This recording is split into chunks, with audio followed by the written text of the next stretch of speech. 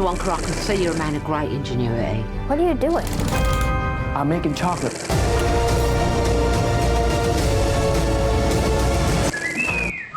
Sir, I don't understand. That's glaringly apparent.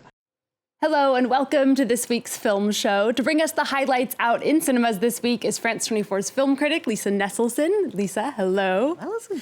Now, Lisa, we are starting today with Wonka, the entirely new backstory of how the young Willy Wonka became a chocolatier. It's out in France this week and has already attracted audiences and money in several dozen other countries.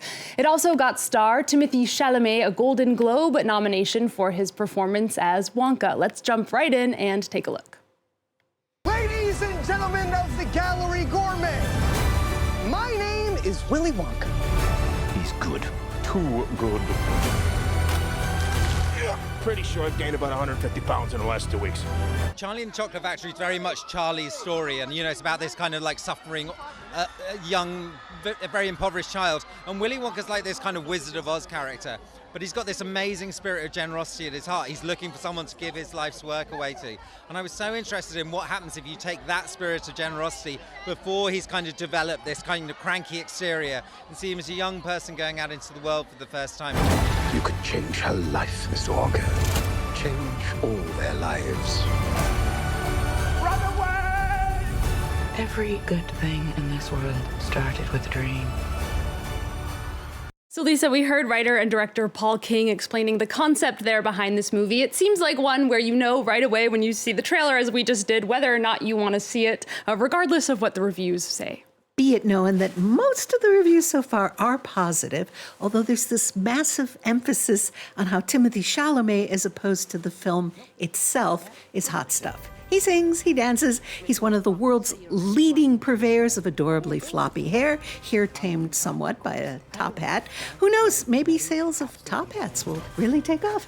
Well, it is a change from the more serious and brooding version of Chalamet that we know from his other films. Here's what the actor had to say about getting into comedy mode.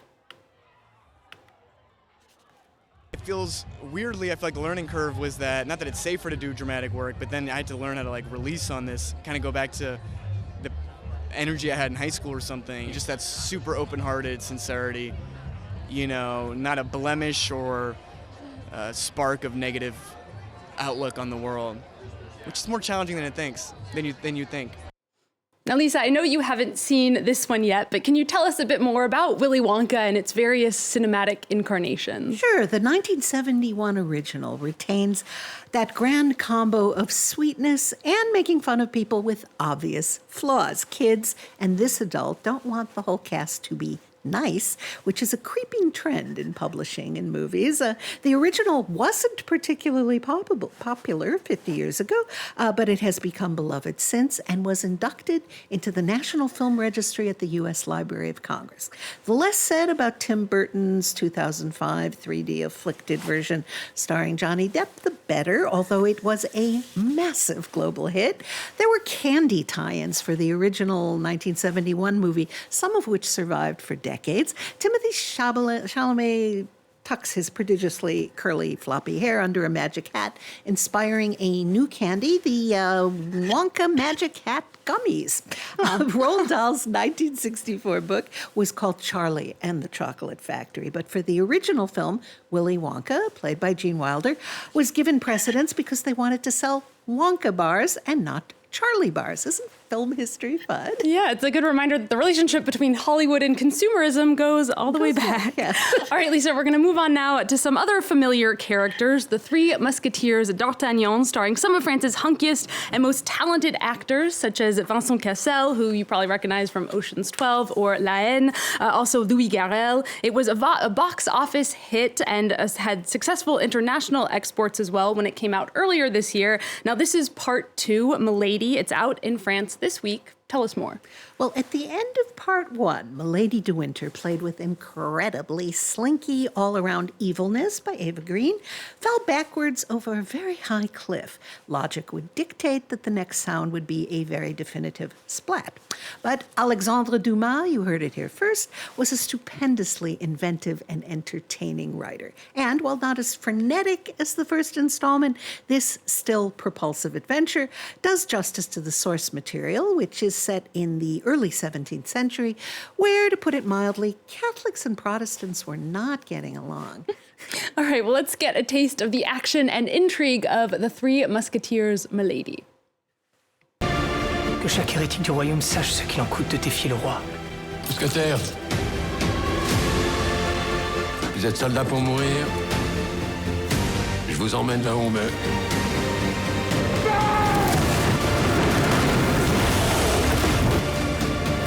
C'est lui le traître. Je ne suis pas l'homme que vous croyez.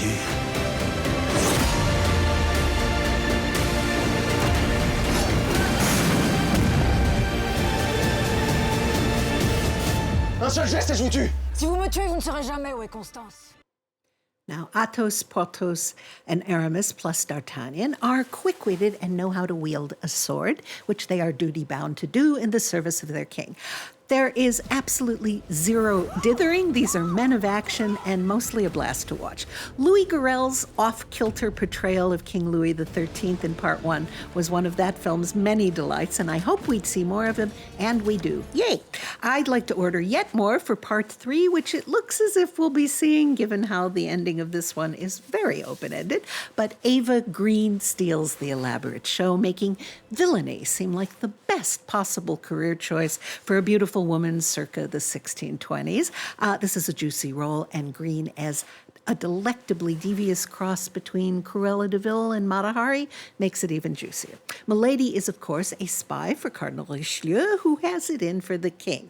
The fate of France hangs in the balance. Ooh, well, the actors attended the premiere here in Paris, and we can take a listen to what Eva Green and Françoise Civil had to say about her character, Milady. In this film, we discover a woman who is deeply human, grappling with an internal struggle. It explains how she became this femme fatale. Out of all the Musketeers, Eva is the one who is the least like her character. So I was lucky to be able to see her create this role. This entire production, like Part 1, is an excellent reminder that France boasts a great many settings that look quite spiffy in period films. In fact, almost every day of shooting was on location, and that French technical prowess can be every bit as much as a match for Hollywood, and on a much more reasonable budget. And speaking of French heritage and Alexandre Dumas, his The Count of Monte Cristo is in the works for December of next year. Ooh, I loved The Count of Monte Cristo, the version that came out about 20 years ago, so definitely keeping my eye out for that one. All right, moving on, Lisa, the next film is from American director Alexander Payne, best known perhaps for his film Sideways. This one also stars Paul Giamatti. The Holdovers, called Winter Break here in France, is about a disliked teacher and one of his obnoxious students, and they get stuck together for 2 weeks. I enjoyed this thoroughly, but can completely understand why some people might find it dull or even irritating.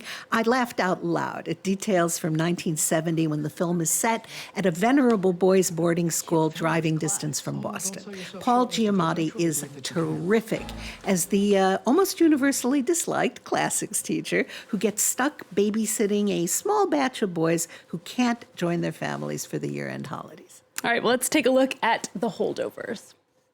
Oh, Mary. I had you guys stuck with babysitting duty this year. How'd you manage that? You know, he used to be a student, right? Yeah, that's why he knows how to inflict maximum pain on us. I thought all the Nazis were hiding in Argentina. Stifle it, Tully. You just earned yourself a detention, sir. Being here with you is already one big detention. Son of a bitch, that's another detention. Do you think I want to be babysitting you? No, I was praying your mother would pick up the phone or your father would arrive in a helicopter or a flying saucer. My father's dead. Now, Lisa, this reminds me a bit of the Dead Poets Society, but with a crotchety teacher rather than a beloved one. It also looks like more of a comedy. Not the most enticing premise, perhaps, for some people. I agree, but that's the gift of writer-director Alexander Payne. From animosity is born specks of complicity. The Vietnam War is in progress, and it's deeply important not to get kicked out of Bolton, which was founded in the 1700s, because you'd be subject to the draft, and rich, entitled brats don't intend to get drafted. Wonderfully wry performance by Davine Joy Randolph as the head of the cafeteria, who also stays put for the holidays, lights up the proceedings. It's slow burn humor and ultimately quite touching, although if you weren't yet born in 1971, you might not agree. I don't know. I like Paul Giamatti. I think I'm sold. I'll give this one a try. Finally, Lisa, a French production company is celebrating its 60th anniversary through the end of December. Les Films du Losange is showing 37 of its most interesting movies at the Champeau Cinema here in Paris, each one introduced by an actor or a director who particularly admired it. Tell us about Films du Losange and why this production company matters. Well, 60 years ago, filmmakers Barbie Schroeder and Eric Romer co-founded Les Films du Losange to make independent-minded French and European movies. Their taste was mostly adventurous and impeccable, starting, of course, with the films of Romer. Now, in the 60s and 70s, French movies made their money back in France alone, which meant they could be sold at very reasonable prices to the rest of the world. So people my age and older were able to see the films of Eric Romer at our neighborhood movie theaters, in my case, in Chicago. It wasn't considered arty, it was movies. And because France doesn't discard its actresses as they age, Françoise Fabien, still acting regularly at age 80, and the co-star of My Night at Maud's will be presenting Romer's 1969 classic. We have Les Films de Losange to thank for Paris Vu Par, Holy Motors, and one of my favorite films of all time, Jean Eustache's 1973 masterpiece, The Mother and the Whore, but also films by Michael Haneke, Agnieszka Holland, Joachim Lafosse, and other top-notch talents. Definitely sounds like an opportunity for me to finish my cinema education. We'll leave all of you with a lively sampler of the company's creative output from the past 6 decades. Lisa, thank you so much to you as always.